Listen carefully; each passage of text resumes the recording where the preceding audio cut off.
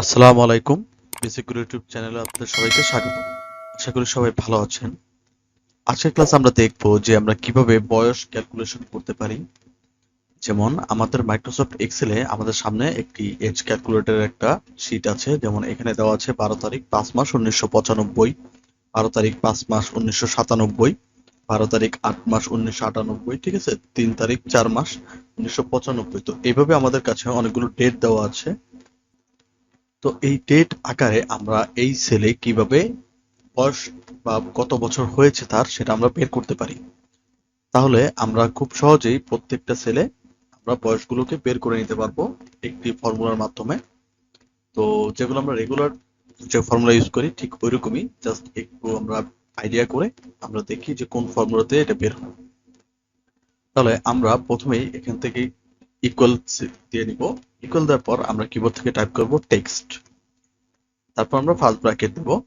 Bracket দেওয়ার পরে আমরা এখানে লিখবো, দেওয়া আছে ভ্যালু, তো আমরা লিখবো টুডে, টিও ডিএ ওয়াই, টুডে। টুডে দেওয়ার পর আমরা দুইটা ব্র্যাকেট দিব, একটা ফার্স্ট ব্র্যাকেট দিব এবং ব্র্যাকেটটাকে ক্লোজ করে দিব। দেন আমরা কিবোর্ড থেকে প্রেস করব মাইনাস। মাইনাস আমার কি হবে, A4, যে আমার বয়স থেকে কি রানিং যে ডেটটা আছে সেটা আমার মাইনাস হয়ে যাবে আপনার কম্পিউটারে যে ডেট আছে সেই আকারে, ঠিক আছে? তা আমরা এখান থেকে দিলাম টেক্সট টুডে, দেন ব্র্যাকেটটাকে ক্লোজ করে দেন আমরা মাইনাস যে প্রথমে যে তারিখটা আছে বা যে ডেটটা আছে সেটা আমরা এখান থেকে প্রেস করলাম।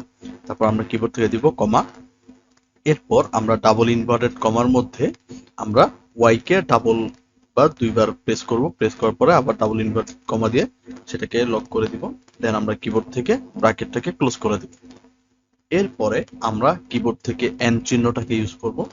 দেন আবার ডাবল ইনভার্টেড কমা, দেন আমরা লিখে দিব ইয়ার, YEAR, ইয়ার লিখে দেন আমরা ডাবল ইনভার্টেড কমা দিব। তারপর আমরা কিবোর্ড থেকে ইন্টারপ্রেস করব। ইন্টারপ্রেস করলে দেখবেন অটোমেটিক ভাবে আমাদের যে কত বছর সেটা এখানে চলে আসছে। জাস্ট আমরা নিচে ড্রপ ডাউন করে নামিয়ে দিব। তাহলে এভাবে আমার যতগুলো ডেট থাকবে বা টাইম থাকবে অটোমেটিক ভাবে সেগুলো আমার এখানে চলে আসবে। তাহলে খুব সহজে আমরা এইভাবে এজ ক্যালকুলেট করতে পারি বা কিভাবে আমাদের ডেট অনুযায়ী আমাদের রানিং কত বছর সেটা আমরা এইভাবে বের করে নিতে পারি। তাহলে আজকে ক্লাস এই পর্যন্তই। সবাই ভালো থাকবেন, সুস্থ থাকবেন এবং ভিডিওটি যদি ভালো লাগে তাহলে সাবস্ক্রাইব করে যাবেন। ধন্যবাদ।